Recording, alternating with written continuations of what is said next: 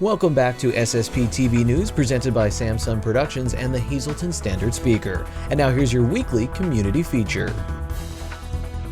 With me now on SSPTV News is Elena Mauger. She is the communications manager for the American Red Cross Service. So a lot is happening in our world and a lot is happening with the American Red Cross. I know from years of journalism that there's always a need for blood, but now more than ever with a pandemic, we need people's support. If people are looking to do something positive and they have the time during this pandemic, now is the time to donate blood. We have no idea when this is going to end, so we need everyone's support. First of all, you can give blood. That's always needed. There's an ongoing need. Blood can't be stored. It has a shelf life of 42 days. So if you have a positive COVID-19 test and you are fully recovered, you can actually donate your plasma that may contain the antibodies for COVID-19 to help patients. So in addition to the need for ongoing regular blood of all blood types, we are also asking people who have recovered from COVID-19 to consider donating plasma. And thirdly, we also need people, especially in northeastern Pennsylvania, to host blood drives. We have an urgent need for blood drive hosts. You know, so many places are still continuing to cancel. And even though, you know, a lot of places are shut down, such as schools, things like that, we are able to run blood drives because of the governor's mandate that blood is a public health essential. So, you know, we encourage organizations that have an air-conditioned facility, that's really important, air conditioning, to consider hosting a blood drive during this pandemic. How old do you have to be to donate blood? What are the who, what, when, where, and whys of that? And then let's talk about safety procedures when we're doing all this. Absolutely. So to donate blood, you need to be at least 17 years old, or in Pennsylvania, you can be 16 with parent consent. Okay. You need to weigh at least 110 pounds. You need to be feeling relatively healthy. Before you donate blood, we do give you a mini physical where you'll get your hemoglobin tested, blood pressure, temperature check.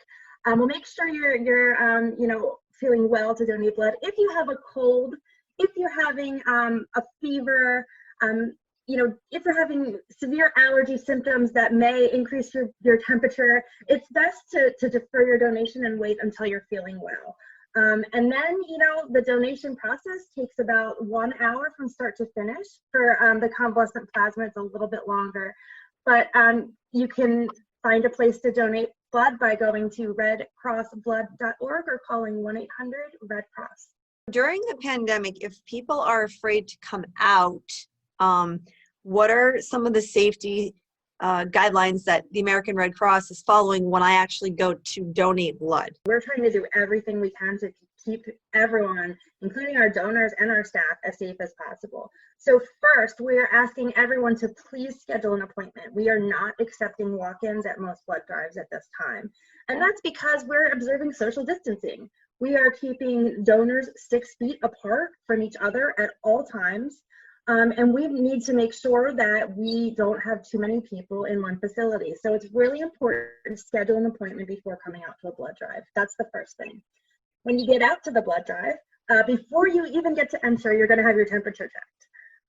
And so anyone with a temperature of 99.5 or higher will be asked to leave and come back when you are feeling better. So you won't even get into the blood drive at that point without testing negative for temperature. At that point, we'll also ask you to please use hand sanitizer, and we will provide you with hand sanitizer at every station throughout the blood donation process. Also, everyone coming in needs to wear a mask. Our staff are wearing masks.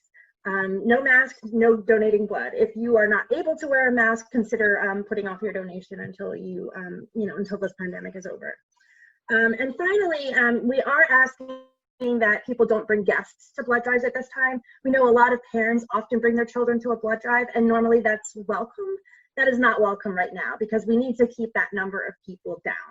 You helped about 20,000, you kept 20,000 people alive. Was that just through the plasma donation? Yeah, that's the plasma. So the Red Cross was able to through the Red Cross collection of plasma, which is done through a study with the FDA, we are able to get that plasma to 20,000 patients. So that's pretty phenomenal. Yeah. During this pandemic. So those are patients who are in critical care. Those are patients that are in ICUs that, are really, really struggling to battle the coronavirus. And that's where the antibodies in the plasma come in. So we are very grateful to be part of that study, that program, and really helping to save lives. Not to mention, aside from a pandemic, you have other the normal things that the American Red Cross deals with, accidents and people who need blood for other medical reasons. One of the primary uses of blood is for cancer patients. It's a part of cancer treatment for many patients, regular blood donation. So, it's not just the accidents, and it's not, just the blood disorders like sickle cell disease. It's for things like treating cancer. So we need to make sure that we always have that blood supply available for patients 365 days a year. Elena, thanks for joining us here on SSPTV News. I want to give out the correct phone numbers and the correct apps for people. If you want to donate blood or plasma, you can. If you're a business that wants to sponsor having a blood drive there, you can. So here are the numbers. We have redcrossblood.org. We have 1-800-RED-CROSS. Saving lives each and every day here with Elena Mauger, Communications Manager with the American Red Cross Service. Thank you.